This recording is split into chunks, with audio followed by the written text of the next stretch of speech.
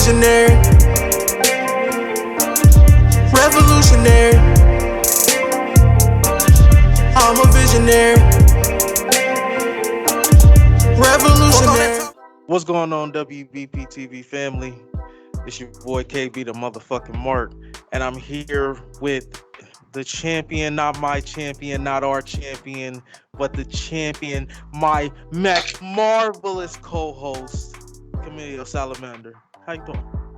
Doing great. Good. You're not our champion. You're not my champion, but you're the champion. So, thought I'd give you that little thing today. But, Camille Salamander, let's not waste any more time. We are here to grade Papa H. Episode 69.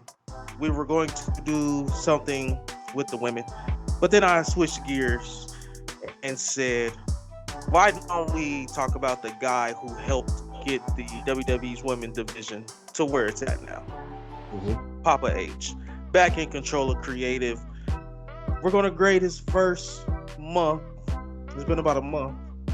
We're going to grade his first month, Salamander, on the scale from A to F. What do you give Papa H?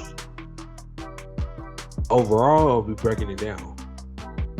We'll break it down as well, but just overall. I would say WWE was under Vince. I would say it was like at a C minus. I say Triple H elevate WWE from a C minus to a B. B? Yeah, he about at like a good 80%, maybe 82%. Now that'd be a B minus, right?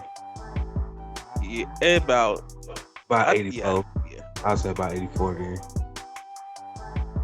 Wow, that's kind of low for you. I have given Triple H an A plus, 100%. From the very beginning, when he took over the first show, and I didn't really see a lot of people talking about this. From the moment he took over the first show, when the Ric Flair Woo was back, a lot of people didn't notice that during Raw Women's Division being held together by being held together by Bianca Belair and Becky Lynch, and it immediately breathed new life into it in about 5 minutes. And that was all at SummerSlam. Not to mention, we got the fantastic opener of Becky Lynch and Bianca Belair as well. Triple H, when it comes to this women's division and everything that he's done thus far, I'm going to have to give him an A+, 100%. He's completely turned this women's division around. The matches have been great. They've been getting more time. We're not seeing any more of the 2-minute, 3-minute matches outside of what we got just last night with Dakota Kai and a 24/7 champion, Dana Brooke. But it was, when I'm thinking about that title, it was exactly what it needed to be. Nice win, get Dakota Kai a quick victory, make her look strong. And he's just really got me excited, not only for the premium live event, but what else could be happening within this women's division? What do you give Triple H for a grade on the women's division, and what do you think the changes that he's made? Do you like them? Triple H, he made some McMarvelous changes. SummerSlam, I was hyped as fuck. What a way to fucking open up the show. And then also when the reports came out after Bayley came back with this new stable, it came out that this stable was pitched to Vince a while ago. And he denied it. Like, he didn't even give it on time of day. And it just what I'm seeing with Triple H, he is doing everything that we've been asking for and giving it to us. It's like everything that he was like partly behind, he just didn't have the final say so. It's like he's doing it now. When it comes to this women's division, Triple H, there are just so many people, and there are still top stars that are out in this women's division. Charlotte Flair hasn't come back. Queen Zelina hasn't came back. Carmella, she hasn't been on the show. Maybe that's going to start taking over the SmackDown roster and getting that women's division of where it could be. I'm very excited for just the possibilities for Survivor Series 5-on-5. Yes, that's going to be lit, but I think I can explain why some of those superstars are missing. And I think yeah, I can agree with you with them going over to SmackDown, kind of building that women roster up. But I really think not Vince, but Papa H, he's not gonna push the Vince people. So everybody who was on fucking TV every fucking week that was basically Vince guy, he's not gonna push them like that. We started seeing that with Austin Theory. I mean, his Triple H's first 2 weeks, he was burying him. We ain't seen him one week because he had a death in the family. But when we see this week goes, I think with Austin Theory and Dolph Ziggler, I think they're gonna fuck around and end up putting them Money to Bank briefcase on the line. I think I can kind of see that going in that route, but I think Triple H, he's going to push the people who he sees. So that's why we seeing Tommaso Ciampa blow up. That's why he put on a fucking McMarvelous match. I know me and you talked off screen, and I was telling you about the Walter with Gunther and Shinsuke match, how that was like match of the year.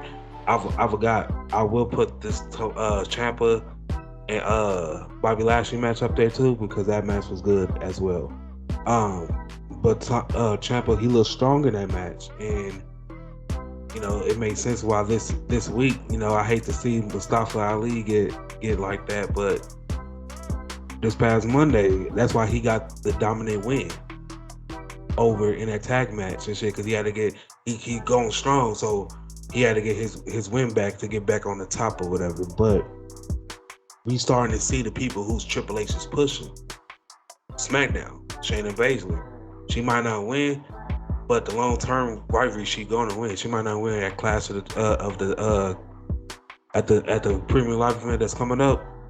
She might fuck around and win. We don't know, but she might not win. But at the next Premium Live event, she might. But I can see her getting a title run in the near future. I can also see them kind of doing something.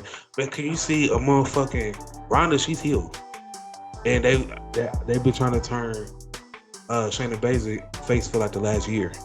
I think they're going to execute that by putting them two in a feud together. Can you see that shit, man? That would be, if you say Ronda boring now, after that would elevate her character, because this shit is going to look so real. We got two MMA fighters, they both friends, so we already know the best matches come from the people who are best friends or that y'all really, really know each other. Those be the best matches. So this coming for two best friends for real. They know each other. They close, so they gonna put on a fucking tear and shit. So that's gonna look good. Man, Sasha Banks and them come back, bruh. Like, how you notice when they did the show round one? It was Nikita Lyons was in there with another superstar, Zoe Stark, and they the only NXT team. That's what it seemed like. Of course. I don't think they're gonna be the final team, because who are they supposed to face? Well, I know Zoe Starks has an NXT title match tonight, so she might mess around going to SmackDown as the NXT champion. So I don't think the they're NXT Women's Champion. I think they're gonna hit us with a swerve, and that's gonna be Sasha Banks and Naomi. Yeah, she got a title match today. Boom, she ain't gonna be able to compete on SmackDown or something like that. They might do something like that, and then be like, well, we need to find another team when they come make their return. It's a way to put them into the tournament without just putting the belts on them.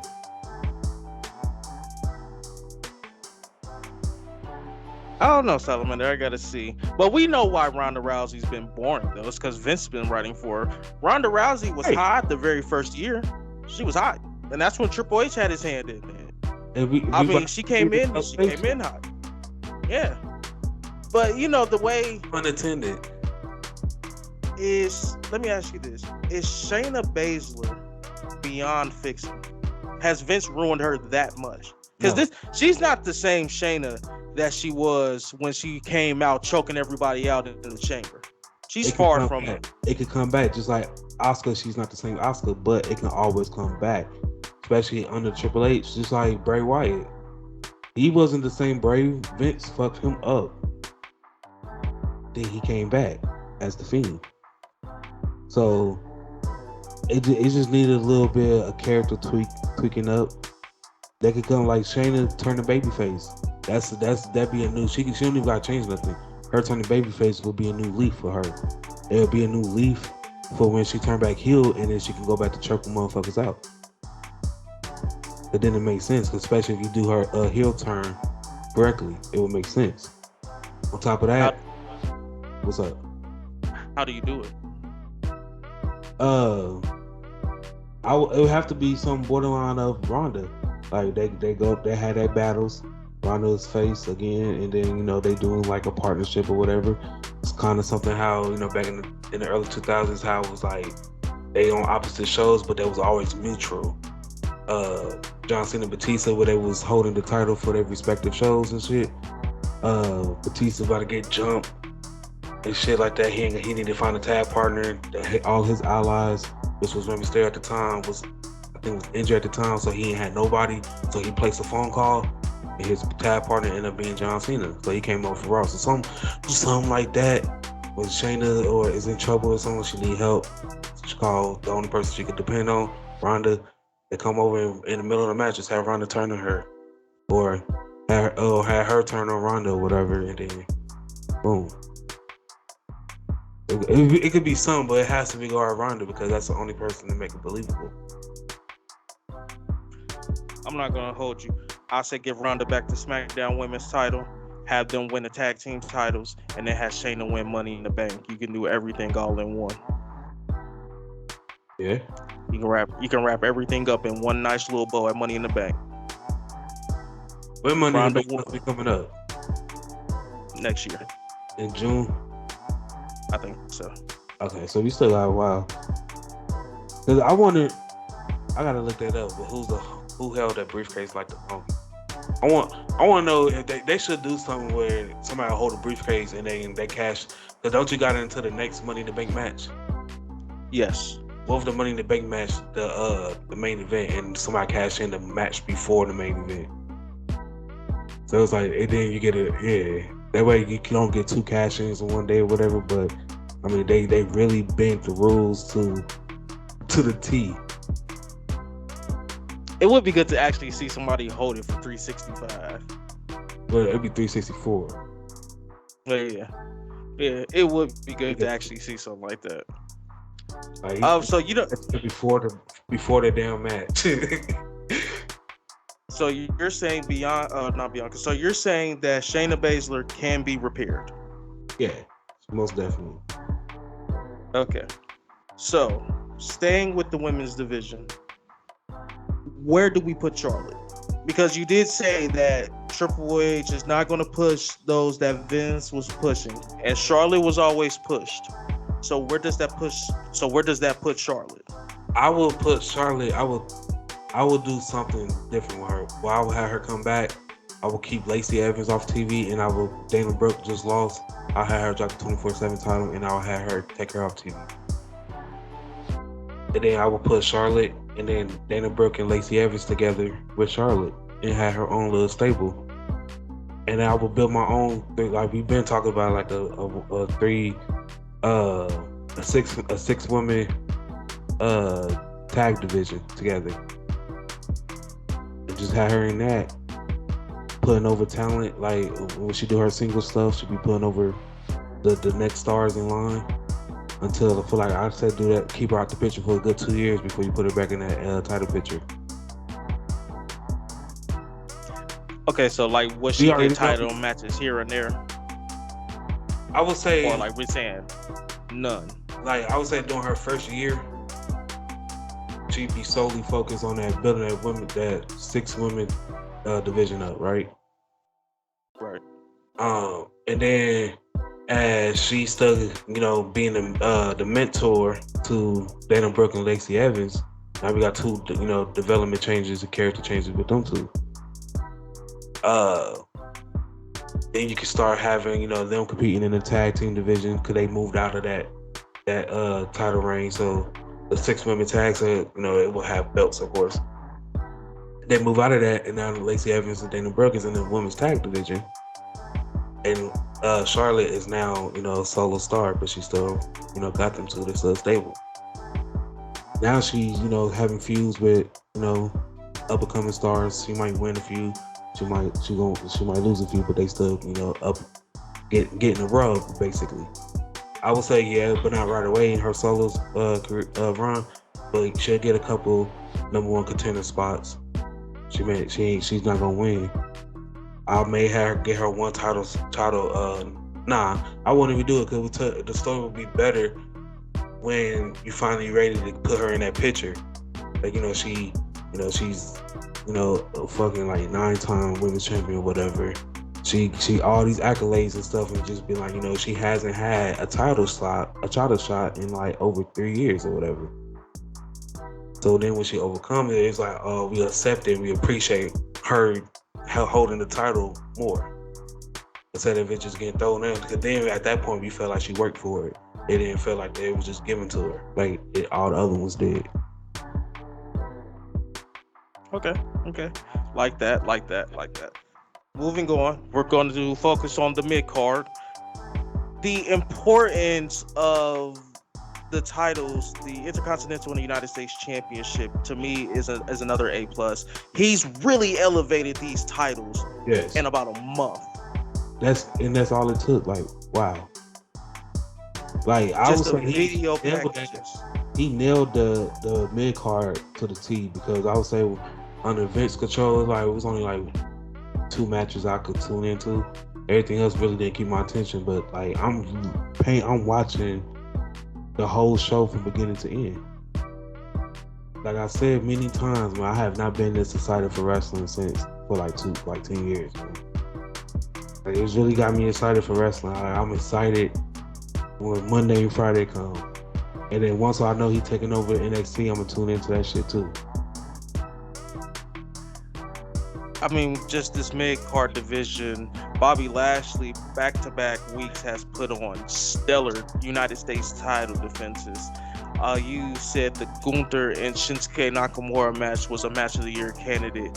And it seems like we're getting more of these, because we also had the very good Dolph Ziggler versus Chad Gable, and also Dolph Ziggler and Austin Theory tore the house down last night on Monday Night Raw.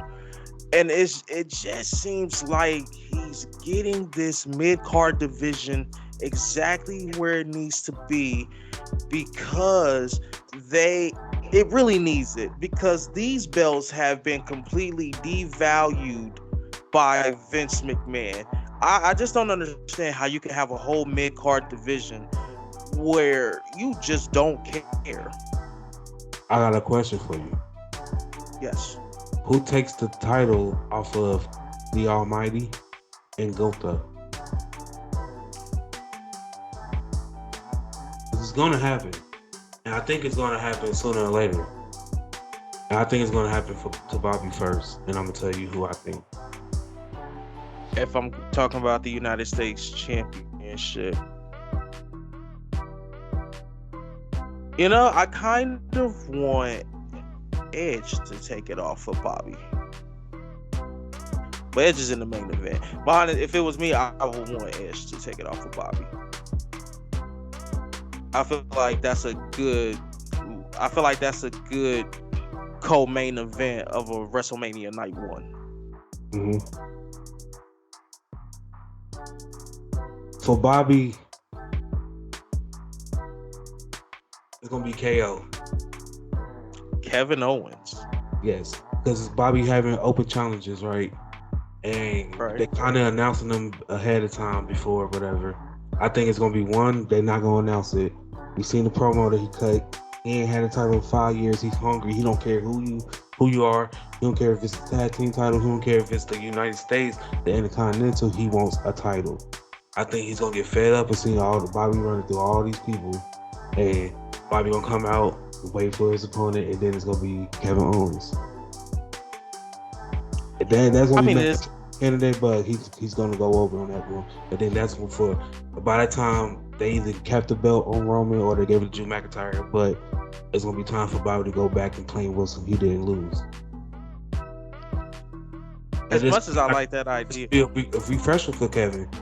You know, what way can we get Kevin Owens into the main event scene? Everybody went through it. Like you know, you was probably held at the main title first for the main title for a few, and then when you dip off, they put you in the mid card, kind of, you know, get you back out there, and then they put you back into the main event scene.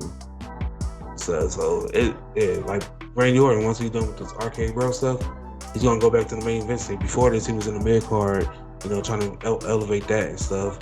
Then he had his stuff at, you know, Bray Wyatt, which was the mid card stuff, and then they put him in this to elevate the tag, and then after this, they're gonna give him his dues. Like, all right, thank you. This is what you did. We're gonna put you here, and we're gonna get you one more. I was gonna say, as much as I love your idea, and it's a great idea, don't get me wrong, I would much rather see him take the belt off of Gunther. I'm just saying seeing Kevin him Owens, because Kevin Owens is a Raw star. I mean, Like, he can they easily doing that. step I over think with Triple H, SmackDown. I think with Triple H and being in charge, they're gonna keep the damn split a split. I think like I think something like, I don't know how, but I mean, because they don't got one title for it now, and it's still two separate titles. They should do something where one person, like, I don't know how would they do it, like with somebody just challenge for one title. But if you do it, it's gonna have to make sense, because if you had the opportunity to get both, why not go for both? So if they do it, it have to make sense. That's why I'm saying the Cody Rhodes shit would make sense. He cash in. He only want the WWE title because that's the title his daddy had. He don't want the Universal title. That way, Drew McIntyre could take the title, that Universal title off of him, or you could do something like he can hold that title more if you don't want him to drop the belt, because that's the original title that he had for 700 plus days. So I mean, that's the way. But I'm thinking like they have to, because to do this brand split, you're gonna have to, unless you do the brand split and keep people to separate on each show, and then you honestly get a full-time champion who's going to travel between both shows on a weekly basis. Even if they don't wrestle, they just show their face and cut a promo or whatever. It's either or. But then how long can you do that? Then you're going to have short title reigns, I believe, because fatigue. So I think you have to separate titles. No, I definitely agree. But yeah, I would just want Kevin Owens to take it off Gunther. Just the image of Kevin Owens doing a pop-up powerbomb to Gunther for the finish. I think he do that, Gunther gonna smack him in the chest in mid-air I mean, he can. while taking the powerbomb. Like, he just got that reach. Like, he do the pop-up, and then while he in the air, he just, wow, we hear the impact. But Kevin just hold it in, still catch him and throw him down. And after he threw him down, he grabbed for his chest. Would that be the finish? Yeah, I don't know, but I'm like, after when I seen with Shinsuke, because we got the best of both. We got British strong style, and we had got, you know, Japan strong style. So we got the best of both worlds, man. It was hard hitting. I liked it. Nobody looked weak to me. Like it was a good story to it. To me, I think the story was Shinsuke don't get caught by the chop. We seen it was a nice equal amount of back and forth. We seen the back and forth that happened, and every time Shinsuke caught momentum, it was going on the road. He got caught by the slap, by the chop, and that slowed him down, which made Gunther take control. Shinsuke take control again, he get caught again. I just like I just liked it. It was like, ooh, like Shinsuke gave him his all. He hit him with the Kinshasa, all that shit, and it's just, hey, he a bad boy. When they slow them knee shots down on the replay, hey, you can tell that was like hard as fuck, and he still kicked out. Like before we jump to the main, it reminded me of Daniel Bryan when he was in that the Greatest Royal Rumble.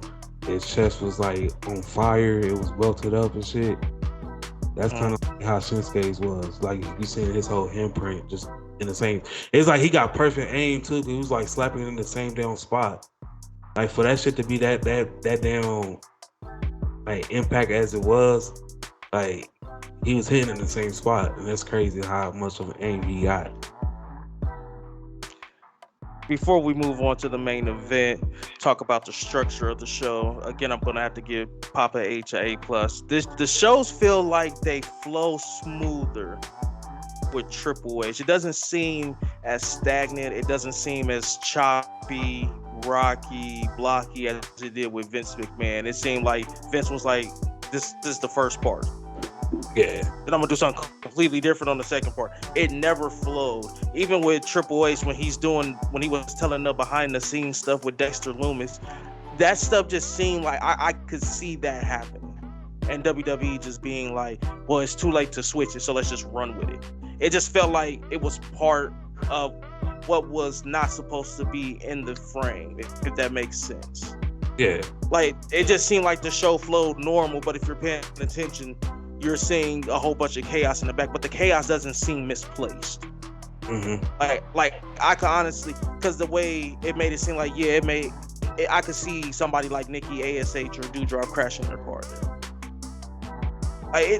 To me, just the way the shows have been flowing, I gotta give him an A+ on that as well. Yeah, he deserves an A. I think the reason why the show flows so well together is probably because it was already written and rehearsed and everything like a couple days before. That's why Vince, he was writing that shit as goes. Shit, once the Street Profits and the Usos just got done fighting, he writing up the match and all right, this is gonna happen. All right, get everybody in their place before the match is over. Everybody in their place. It's like that. Like everybody running in place. Like everything. You don't know what you're gonna do until right before. Like it's like you get called over the intercom, and then you get called up to the gorilla. They're like, hey, you got a match coming up. Hey, and this the finish. Don't fuck up. You're like, oh shit. I ain't get time to prepare. What the fuck? Hey, but the show is well put together because he put some thought into it. I think Vince, he just been doing it for so long, he just stopped caring. Like, shit, I've been dominating this shit for so long. He feel like, ain't no competition nowhere, so it's like, fuck it. I mean, even if the views drop, shit, money's still there, so fuck it. You stop caring. You do something, you get too comfortable in something, you a slack in something. Yeah, I agree. I think he just stopped caring. The money started coming in. I'm making the most money I've ever made.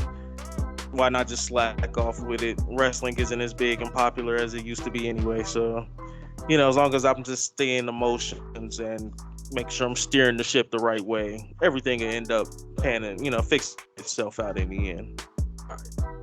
It doesn't help the production aspect. But jumping to the main event, Papa H in the main event, I'm going to give him an A+. And what I mean when I say main event of the shows as well as the main event scene. Even though we're not seeing as many wrestlers in the main event, I like that he's giving guys who Vince really didn't give a chance. He's allowing them to shine. Multiple times he's put Dolph in that third hour. Mm-hmm.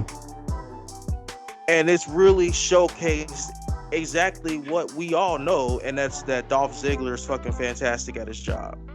Of course. I'm gonna give him an A+ here. What do you give him? I give him an A. Now I know everybody thinking like, damn, Simon, you gave him a B, but you give him an A through all the categories. How does that add up? I only rank him so low in that because it's like it only been a few weeks. So I don't want to jump off and give a high grade and the product and everything start going down, because this is basically the test run and stuff. But just presentation and everything else, I like how they put it on Twitch, like little new logos and stuff like that, little new WWE logos that's about to come. It's the same logo, but it just got like a minor little tweak to it and shit like that. So they trying to start, like, they're trying to create something new, and I like that. So you really can't get mad about that. But I mean, I'm not disappointed with anything I saw. Everything is fucking phenomenal. Like, I'm excited. I ain't been this excited to watch wrestling in so fucking long, but it's exciting again. I feel like a fucking kid. Like, when wrestling go off, I'll be like geeking to fucking talk about it. I can't wait till we film again. But it's the shit though. Hey, and I got something, right? So you know how Dexter Lumis, it seemed like he keep fucking interfering in AJ Styles matches and shit. Yes. But it's like he only appeared with somebody about to attack AJ. Yes. What if he's secretly like how in NXT they kind of did a thing like he was obsessed with Indy Hartwell and shit. Mhm. Like, what if they do something like now, like they put a twist so he obsessed with AJ, but he's like his protectors type shit. But anybody trying to do any harm to him, that's where he just pop out of nowhere and shit like how he did like the last 2 weeks. What the fuck, like that type shit. Like somebody had to do something in the ring, somebody about to tackle, he just pop up from under the ring, just right there. I mean, I like it because Dexter Lumis and AJ Styles will probably have really great like comedic chemistry together. Mm-hmm. And I think this will be a good way to elevate Dexter Lumis and the character into that mid-card scene.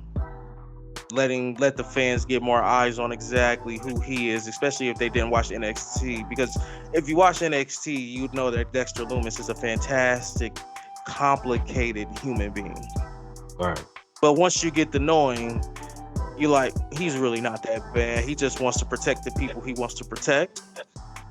That's all he wants to do. Now, let me He ask just you. wants to be a good guy. Let me ask you a question, because this is a big theme when it comes to wrestling. Not even wrestling, just sports in general. Commentary, right? Yes. Commentary has to be A1, and so far I think it has been. But do you think he's going to keep the 3-man death or go back down to 2? If he goes down to 2, what show do you think Michael Cole should be on permanently? SmackDown. He's fine. Keep him on SmackDown with Pat McAfee. As long as SmackDown is on Fox, keep Michael Cole there. If they ever leave from Fox, move Michael Cole. Isn't SmackDown only got a 2-man commentary desk? Oh my Yes. trip. The water folks. No, it's only 2. They got a man for each hour. I don't know. I was gonna say if he's gonna keep him 3, that's fine. I like Jimmy Smith, Corey Graves, Byron Saxton. But if he does go down to 2, get rid of Byron Saxton. Yeah, I would say keep Corey Graves and Jimmy Smith. You got your heel commentator. You got your play-by-play commentator. Byron Saxton, he's just there, just throwing jabs every now and then, whatever. I would move him and have him either be a ring announcer, probably not, but backstage, like give him some type of backstage role on camera role, some shit. Bro, I would just let him join the New Day. Let him be an interviewer and just be the interviewer that everybody just crack jokes on, whatever. No, I just put him with the New Day. Put him with the New Day. Dave Mouth.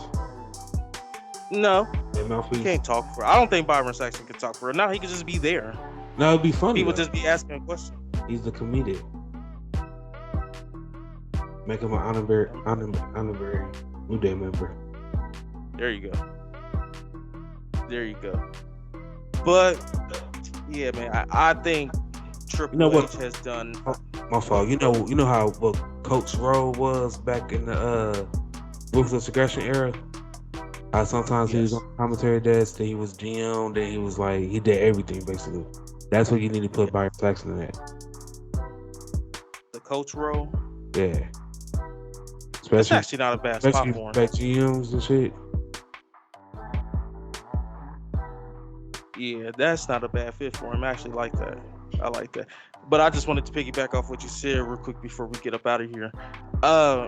Yeah, I've actually been very excited for Monday Night Raw. You know, back in the past when it was ran by Vince, you know, I've even told you on multiple occasions that I used to dread watching Monday Night Raw. Oh, it just Monday Night Raw under Vince was the worst 3 hours spent in my entire life. It didn't make sense.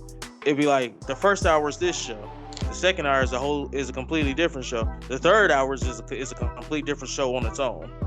Mm-hmm. It's like nothing flowed. Remember they said that they promised the third hour was gonna be more raw and uncut. Yes. We got that shit for like a week, 2 weeks maybe. That was back when Omos was running security. So let me ask you one question before we get out of here.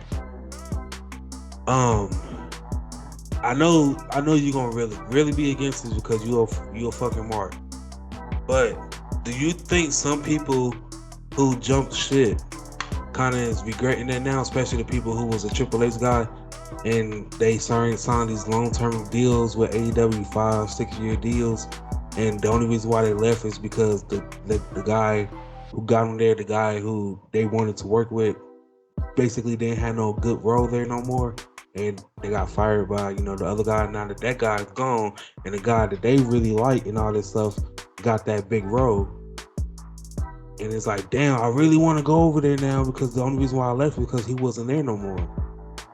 But now I'm stuck in here with this long-term shit. Do you think any of them got it, like the Malachi Blacks or especially like Swerve Strickland, you know, fucking Hit Row came back and was like, nah, you can really tell it's something missing there. Like that's crazy.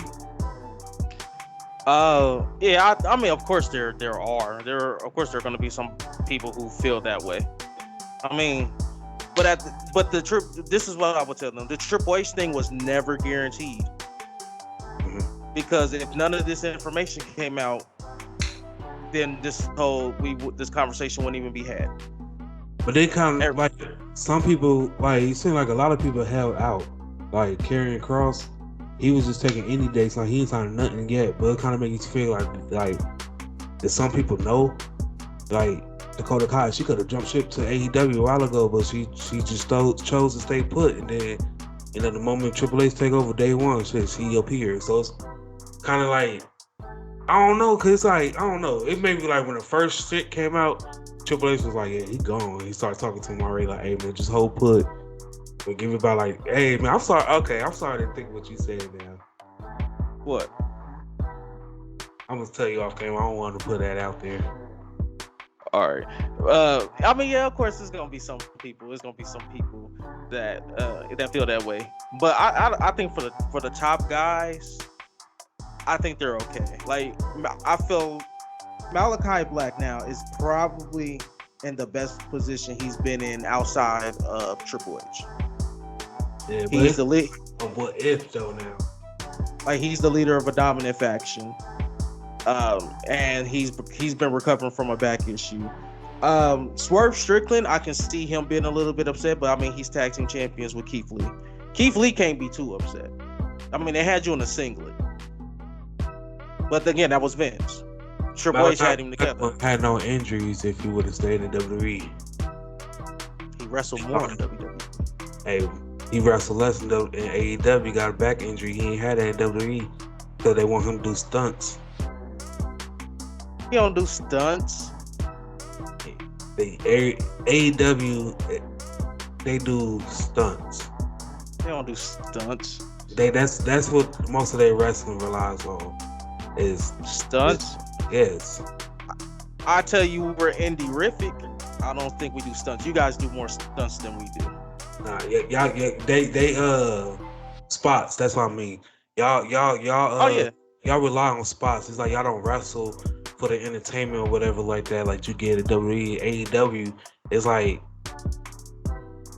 boom, throw punch. Oh, it's a spot where we got to do this, and it's like they rely on the spots and shit that's in between the matches. Quit Every match that. Don't need spots. Quit saying that. We give you a little bit of everything at AEW Get thrown because off as much as you talk 40-foot about the ladder onto spots, the neck. because as much as you talking about spots, I can easily go to a Daniel Bryan and Daniel Garcia or a Bryan Danielson and any other match, the Danielson Omega. You I name could go. I could keep going. You naming vets that know what they're doing. I'm talking about these new people who just signed into AEW, who under 5 years got under 5 years of wrestling under their belts, and they just trying to rely on these spots. Let me see this awesome. Let me run up this ladder, hit a moonsault, and damn near break my neck just because the move looked awesome. Like y'all. Oh, you can't talk. You can't talk about nobody. You can't talk about nobody climbing up Shotzi. That was one, and that was like that was very mild. Like she ran up and to hit a DDT, and Raquel hand was already in the ladder. So, and she was sitting down at that. So that was more of a mid spot. Y'all had the whole ladder put a up. name. I'm gonna run up. Put a name on it. Put a name on it. Put a name on it. Who was the guy that almost broke his damn neck? Was it Sammy Guevara? Oh, you mean when he did the 630? Bro, that's Sammy Guevara. But why? Sammy Guevara. But He's why? gonna do that. He's gonna do that. That's just what he is. That's his character. It's Dynamite. It isn't even no pay-per-view or nothing. Why are you doing that? That's Sammy. Sammy's gonna do that. They're gonna have Sting going through a 40-foot ladder on a fucking Wednesday for no reason. You're such a hypocrite because he does go through like 6 tables, and you're like, bro, he went through 6 tables. It was awesome the first time, but like after a while, now it's like kind of seeing like Ric Flair wrestling, and when he's doing that shit now. Now it's like, all right, it was awesome the first time, but come on. Listen, Triple H is running people away. Yes, he is. Them fans did not like Gable and Dolph, and they really wasn't a fan of Theory and Dolph. Look, he's running them away in that third hour. We are on record of stating that WWE, if we say that we want these matches and all that shit, but when we get a good ass technical match, we do not appreciate it. We both is on record of saying that. WWE fans, they do not appreciate when they get a technical match. Now, on the other hand, I will say AEW, when they put on a technical match, that shit is fucking phenomenal. But the reason why is because most of the time they have vets. Put on a technical match with somebody who you just signed, you're just not gonna You mean like a Lee Moriarty? And who you put him with? A Daniel Bryan, a Bryan Danielson, no, a vet. He's been with Mass. I mean, but him and Dante Martin have put on fantastic bangers. What are you talking about? Come on now.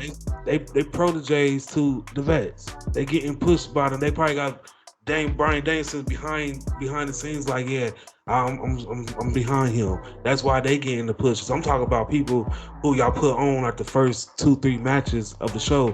People who y'all put on Dark and Elevation and shit. Who's getting those type of matches on Dynamite? Who's getting those type of matches on Dynamite? Tell me that. Nobody. Who? Nobody. That's why y'all pulling 900,000. Yeah, SmackDown just went under 2 million, and it's on every TV in America. Y'all Spot Fest.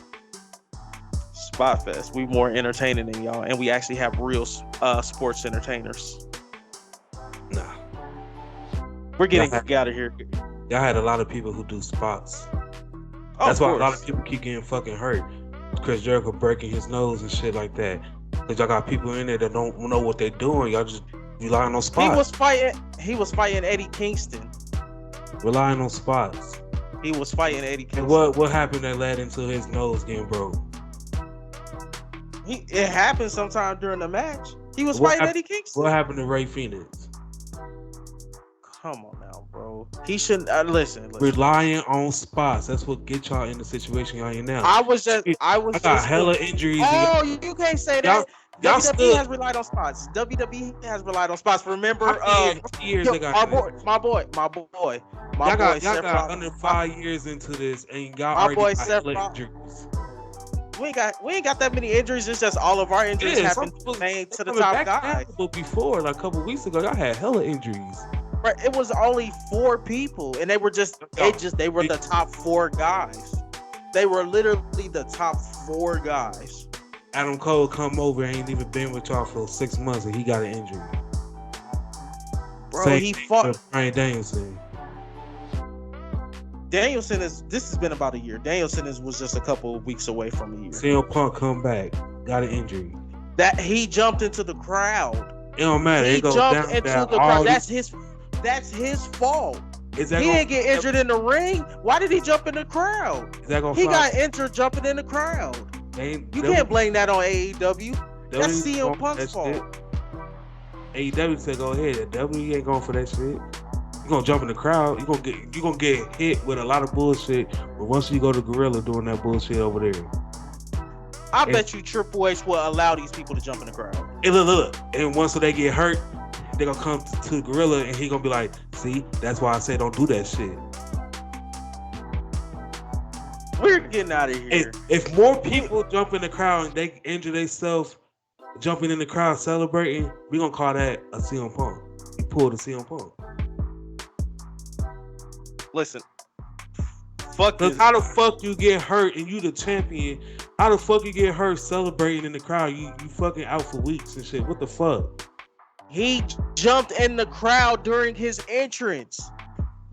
How? Like that's something that's like his foot hit the rail. He didn't jump off far enough. We all crack about Kevin Nash taking 2 steps and tearing his shit. So we gonna crack about this shit. He jumped in the crowd, celebrating, coming out, geeking about his match, and hurt himself out for a couple months. That's crazy. Like what you on the show for? Because I hurt myself celebrating. Like that's the funny thing. It's funny though.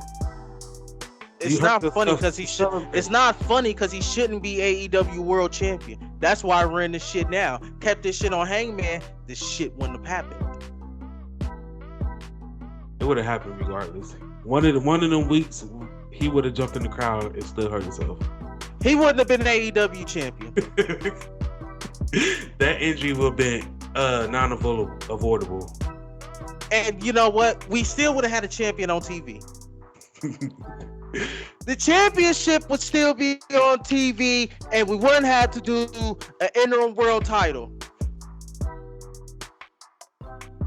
CM Punk did that shit to himself. Anything else you want to add, say, plug, do, hate on, or hate about?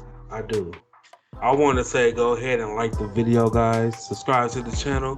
Push that notification bell to stay up to date with the channel. And also, the best thing that ever happened to AEW was the Queen, Miss Jade Cargill.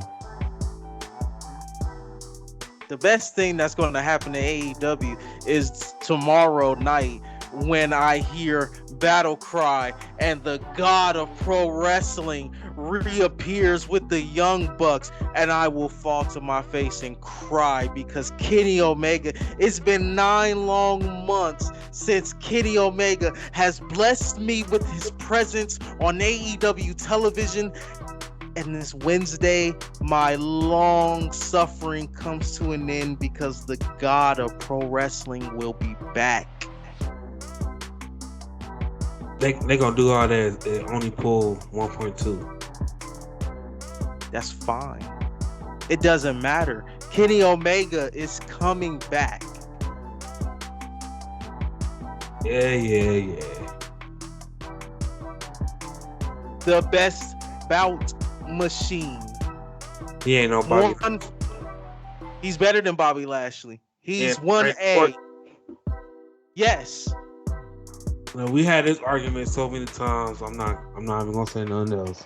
He's 1A to only my 1B of Will Ospreay, who's also gonna be on AEW Dynamite. Bro, I'm losing my shit. Will Ospreay, Kenny Omega on the same show. I don't know what I do. I might stop living tomorrow at 10 o'clock. I might have seen everything that I need to see. My boys, 1A and 1B will be there. It's going to be fantastic.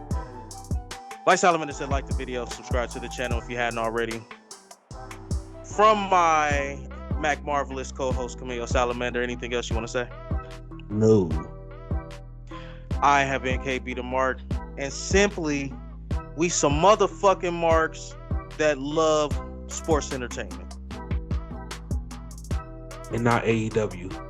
I started with nothing and came out a king. Yeah. I've been the one that's been ballin' for rings. I've been the one that's been ballin' for rings. It's been me and my team and we chasing the green. Me and the team and we chasing the green. My team be the shit, we ain't ballin' for free. I'm ballin' for free, yeah. My team be the shit, we ain't ballin' for free.